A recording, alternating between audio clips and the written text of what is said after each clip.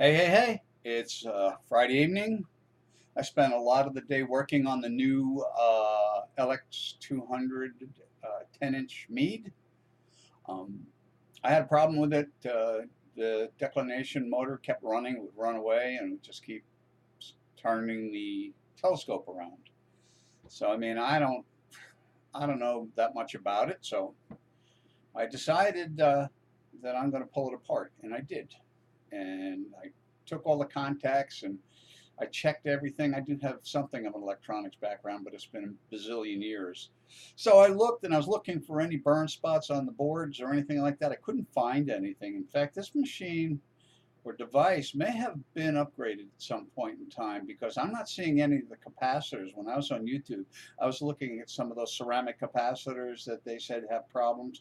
This doesn't have those wafer capacitors. So I don't really know yet. I still have the one side cover off, and I think what I did is actually I put it all back together except for the one side cover for the right ascension.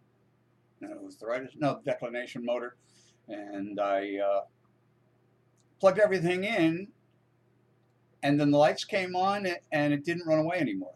But it didn't set anywhere. It just I could hear the computer and the motors doing little doodads things. And I checked, and the motors are, they're engaged. They appear to be like they would function. I'm not 100% sure yet, but I still don't have a controller. My controller is just not doing anything. But when there's also an alarm, you can hear a very high pitched alarm. I think it's an alarm, probably is an alarm in the device. I don't know quite where it's coming from because it's very difficult to pinpoint because of the frequency. So I unplugged the hand controller and I heard a noise in the device, something. So I don't know what that means. So I plugged it back in and then I could hear it doing little dance or something, but not much. And the controller doesn't have any lights working. So, pardon me, I did pull that apart, and it's kind of corroded and kind of. It's not terrible, but semiconductors are sensitive to uh, oxidation and things like that. So I'm probably going to need another hand controller. I bet money on it.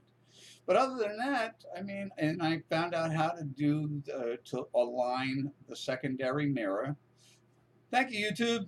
Appreciate it.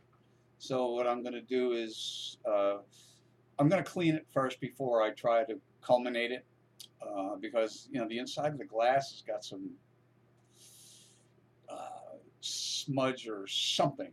I'm not quite sure what it is. So I got to pull that apart. And then, actually, I might even do that tonight. I'm feeling pretty energetic all of a sudden.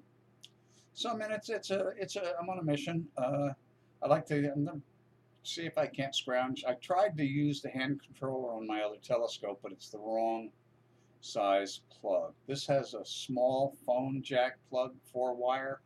That one is 4 wires, but it's a much wider. I wouldn't say much wider, but it's significantly wider than the slot available. So that's not going to work for me. And I have a Celestron telephone cable, whatever they call it.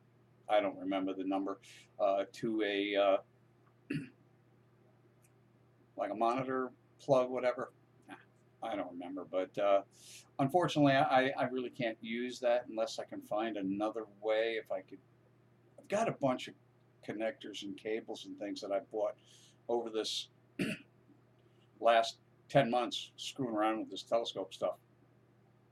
But I'm trying to remember if I have something like that. I might have it. I have to search. I try to keep everything in one place because I'm absent-minded like crazy. I can put a screwdriver down and then I'm looking for it for 10 minutes and it's right next to me. It's like, what the hell is going on here? So other than that, I've made some progress, and I don't know. We'll see. All right. Well, please subscribe. Have a nice day, and we'll catch up with you later.